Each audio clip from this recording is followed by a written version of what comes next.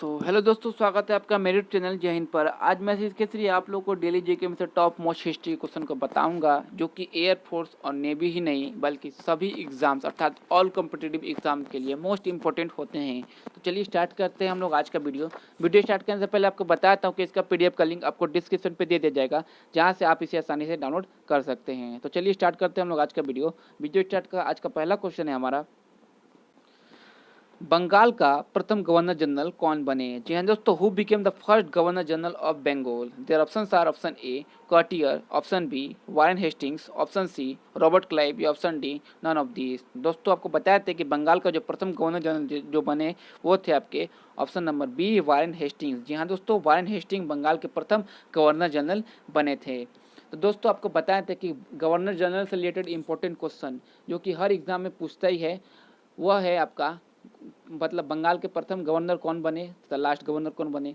बंगाल के प्रथम governor general कौन बने, बंगाल का अंतिम गवर्नर जनरल कौन बने, भारत के प्रथम गवर्नर जनरल कौन बने तथा भारत के अंतिम गवर्नर जनरल कौन बने, तथा भारत के प्रथम वायसराय कौन बना और लास्ट अंतिम वायसराय कौन बना। इससे रिलेटेड इंपॉर्टेंट क्वेश्चन पूछता ही है, वो आपको मैं वीडियो। तो दोस्तों गवर्नर जनरल से रिलेटेड इंपॉर्टेंट क्वेश्चन जो आता है, जो कि एग्जाम में आता है, उससे रिलेटेड मैं आपको पहले क्वेश्चन बताता हूँ। इनमें से कुल 8 क्वेश्चन जो कि हर एग्जाम में आते ही हैं। तो पहला हमारा क्वेश्चन जो है वह है बंगाल का गवर्नर। जी हाँ दोस्तों, बंगाल का गवर्नर ये पहला कौन था? फर्स्ट एंड लास्ट हमेशा पूछता है। तो हमारा जो फर्स्ट बंगाल का जो गवर्नर था वो था हम लोग का रॉबर्ट क्लाइव। जी हाँ दोस्तों, आप लोग कॉपी में उतार लीजिए रॉबर्ट क्लाइव। जी हाँ दोस्तों, बंगाल का पहला गवर्नर जो था वह था रॉबर्ट क्लाइव, तथा लास्ट बंगाल का अंतिम गवर्नर जो था वह था वारेन हेस्टिंग्स। जी हाँ दोस्तों, बंगाल का पहला गवर्नर कौन था? रॉबर्ट क्लाइव, और अंतिम गवर्नर कौन था? वह था वारेन हेस्टिंग्स। इसी के बाद बंगाल का, अब आते हैं हम लोग बंगाल का गवर्नर जनरल। तो दोस्तों ये पहला था हम लोग का बंगाल का गवर्नर, अब हम लोग आते हैं बंगाल का गवर्नर जनरल। जी हाँ दोस्तों, बंगाल का गवर्नर जनरल। तो ये था हमारा बंगाल का पहला गवर्नर जनरल था, वह था हमारा वारेन हेस्टिंग्स। जी हाँ दोस्तों, वारेन हेस्टिंग्स जो था वह बंगाल का पहला गवर्नर जनरल था। जी हाँ दोस्तों, बंगाल का पहला गवर्नर जनरल जो था वह था वारेन हेस्टिंग्स, और बंगाल का अंतिम गवर्नर जनरल जो था वह था विलियम बेंटिक। जी हाँ दोस्तों, विलियम बेंटिक।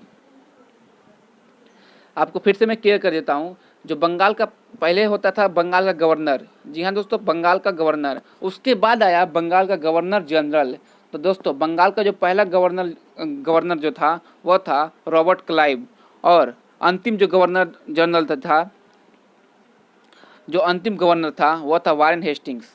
इसके साथ गवर्नर जनरल की पद की समाप्ति होती है। अब आते हैं बंगाल के गवर्नर जनरल की बात। तो गवर्नर जनरल जो पहला था वह था हमारा वारेन हेस्टिंग्स। जी हाँ दोस्तों, वारेन हेस्टिंग्स बंगाल का पहला गवर्नर जनरल था, और अंतिम गवर्नर जनरल था जो बंगाल का वह था विलियम बेंटिक। जी हाँ दोस्तों, विलियम बेंटिक। अब इसी के साथ एक और क्वेश्चन पूछे जाते हैं, वो है हमारे आपके भारत का गवर्नर जनरल। जी हाँ दोस्तों, भारत का गवर्नर जनरल। हम लोग पिछले से अभी हम लोग बंगाल का पढ़ने थे, लेकिन अब हम लोग भारत का। जी हाँ दोस्तों, भारत का गवर्नर जनरल।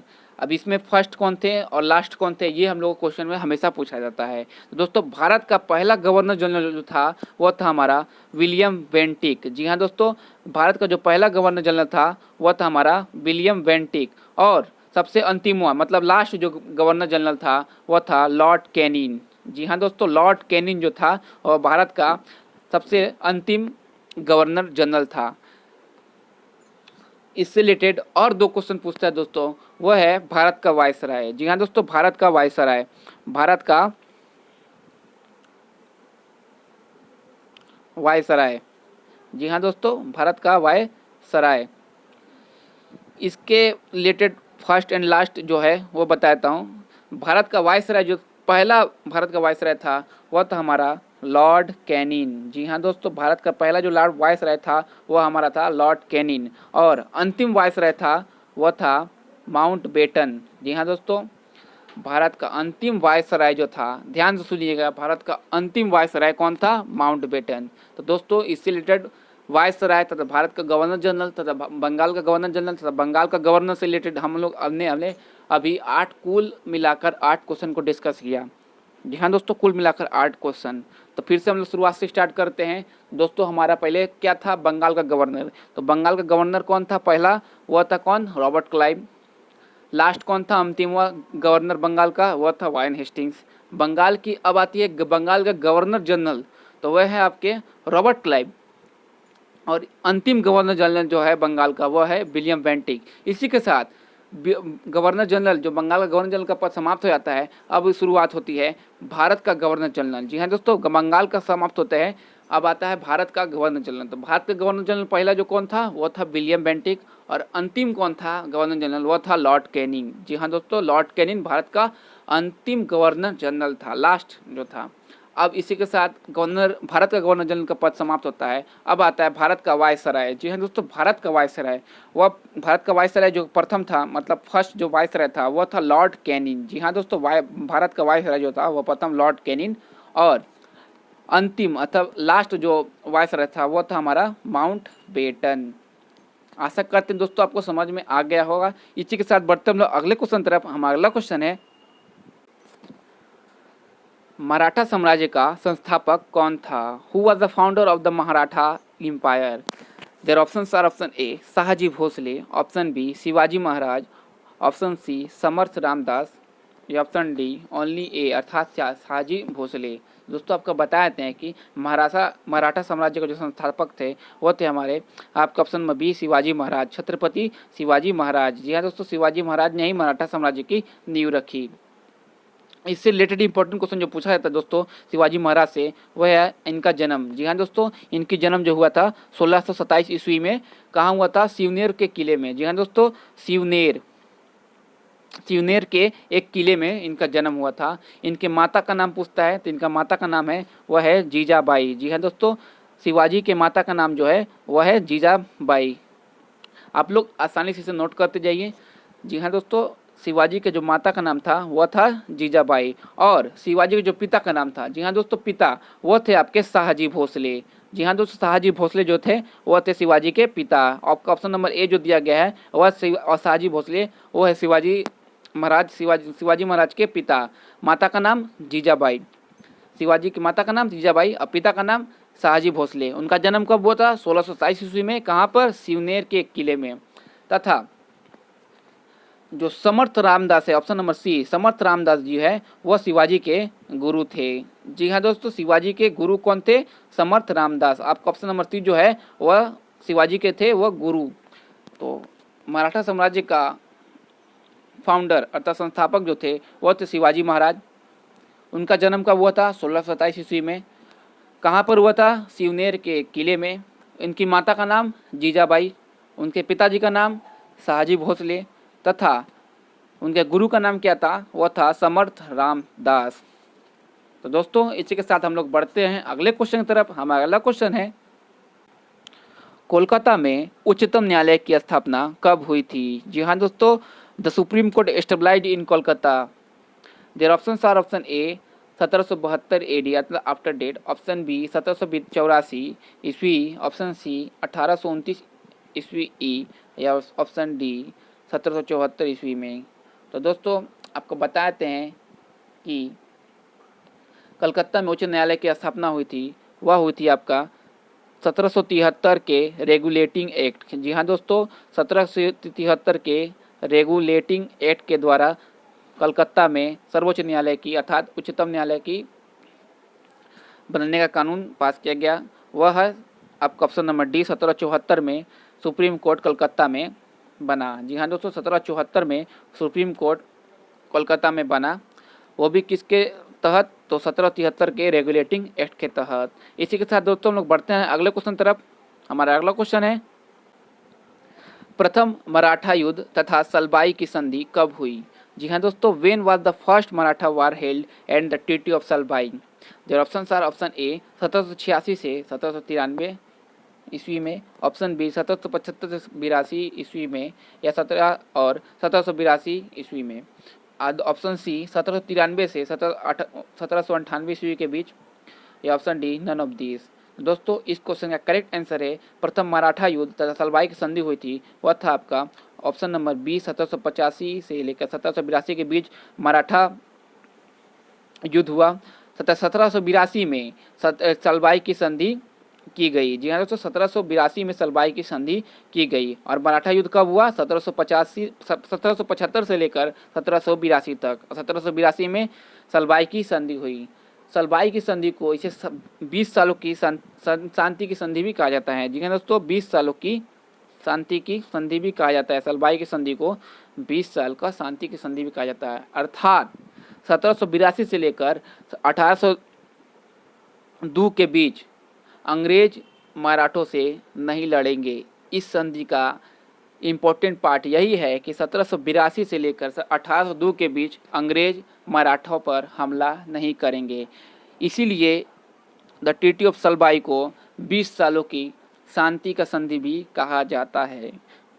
तो दोस्तों आशा करते हैं आप लोगों को समझ में आया होगा। इसी के साथ बढ़ते हैं हम लोग अगले क्वेश्चन तरफ। हमारा अगला क्वेश्चन है,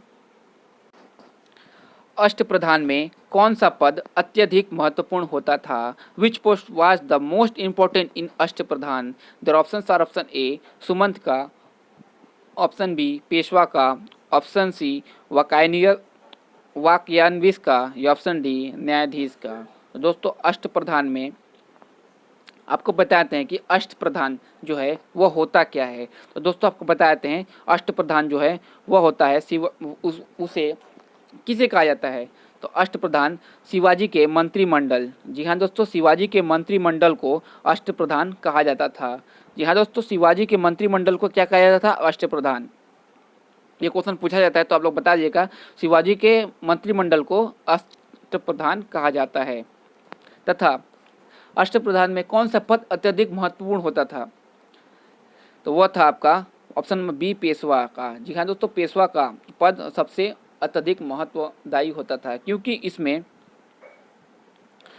प्रशासन और अर्थव्यवस्था की देखरेख होती थी। जी हाँ दोस्तों, क्योंकि इसमें प्रशासन तथा अर्थव्यवस्था की देखरेख होती थी, इसलिए अष्टप्रधान का अत्यधिक महत्वपूर्ण पार्ट जो था वह था पेशवा।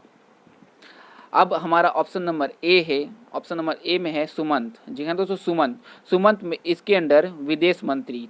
जी हाँ दोस्तों, विदेश मंत्री अर्थात विदेश से लेन देन की बात होती थी तो वह था सुमंत। इसी के साथ बढ़ते हैं हम अगले क्वेश्चन तरफ। हमारा अगला क्वेश्चन है, पुरंदर की संधि किनके बीच हुई थी? The treaty of Purandar was signed between. आपके ऑप्शन ए महाराजा जय सिंह और शिवाजी के बीच, ऑप्शन बी साहू और ताराबाई के बीच, ऑप्शन सी मराठा और अहमद शाह अब्दाली के बीच या ऑप्शन डी इनमें से कोई नहीं। तो दोस्तों आपको बताते हैं कि पुरंदर की जो संधि हुई थी वह हुई थी आपकी ऑप्शन नंबर ए महाराजा जय सिंह और शिवाजी के बीच। और ये कब हुई थी? तो यह हुई थी दोस्तों आपका 1665 ईस्वी में। जी हाँ दोस्तों, 1665 ईस्वी में पुरंदर की संधि हुई थी। वो भी किसके बीच? महाराजा जय सिंह और शिवाजी महाराज के बीच। तो दोस्तों इसी के साथ हम लोग बढ़ते हैं अगले क्वेश्चन की तरफ। हमारा अगला क्वेश्चन है, शिवाजी का अंतिम सैन्य अभियान कौन सा था? Which was Shivaji last military campaign? The option are option A Karnataka campaign, option B Kerala campaign, option C Agra campaign या option D none of this अर्थात इनमें से कोई नहीं। तो दोस्तों शिवाजी का अंतिम सैन्य अभियान जो था वह था आपका ऑप्शन नंबर ए कर्नाटक अभियान। जी हाँ दोस्तों, कर्नाटक अभियान शिवाजी का अंतिम सैन्य अभियान था। तो दोस्तों इसी के साथ हम लोग बढ़ते हैं अगले क्वेश्चन की तरफ। हमारा अगला क्वेश्चन है,